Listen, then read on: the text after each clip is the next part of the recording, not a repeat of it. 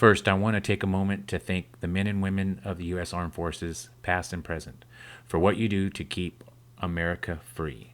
And to everyone, have a safe Memorial Weekend. So, as you can tell from the background, the wind was blowing like crazy this weekend. So, I'm going to have to do a voiceover, which sucks. I don't like doing it. But we'll make it work. So, I'm going to hash all the videos together, talk over it, and we'll see how it goes. I also want to give a shout out to Audio God 9000 for requesting this walk around video. I hope it answers all your questions.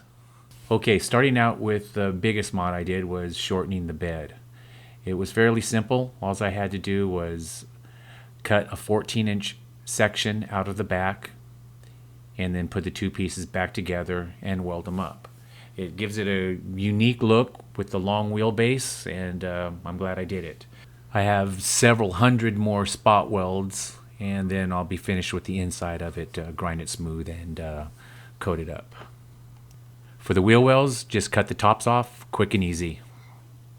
I put the tank, compressor, and electronics in a box for now. For the interior, the door panels, they were all plastic. So I cut the center sections out and put some material behind it, make it look a little better. The truck originally came with a bench seat, but it sits too high and uncomfortable, so I went with bucket seats. I sit a little lower, and the steering wheel isn't so close to my chest. And also it gives some room for a center console if I want. Also, the truck came with only a vent and a heater into it.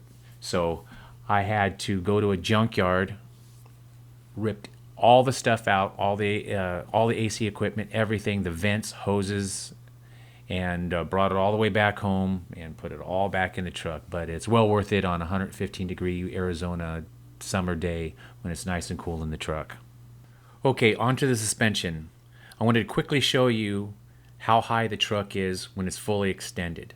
So the fronts are 29 1/4 and the rears are about 26 1/2.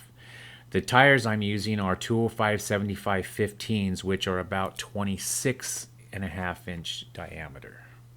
And here you can see with the bags completely aired out, the truck is laid out on the frame. You can take a look at it all the way around. So with the rear suspension, I bought a kit that was similar to the picture you see here. Not exactly, but pretty close. Came with everything, 4-link suspension, all the brackets I needed. No support brackets or C-notch. I had to make those myself. So I didn't have enough room up top for a 4-link system, so I took 2 of the links and I made a wishbone suspension out of it. It's just a different type. And I used the other 2 links in place of the leaf spring. I used the same stock bracket up front and welded on the link bracket right underneath the perch where the stock leaf spring mounts. So up front, I started with modifying the lower control arms to clear the frame, as well as modifying the frame to clear the bags. I'm also using 2-inch drop spindles and an external shock mount kit. And here's a view from the engine compartment showing you how tight it is. The wheels go pretty far up there.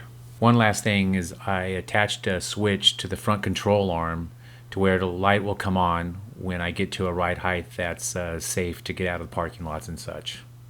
And so you're probably wondering what you're looking at. Well, it's one of those plans that don't work out the way you wanted to.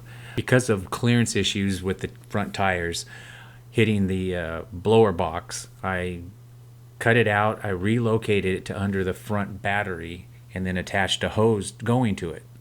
And for the winter time, it worked good with the heater and everything, but when summer hit last summer, when you get into the truck and it's 140 degrees in there, you need some air volume, and it just wasn't cutting it. So I quickly just bought an inline fan, stuck it on the interior part, and it works really good. It just looks a little weird, and it's going to be on the list of things to fix at another date. But yeah, that's what it is. And on that note, stay safe. Peace.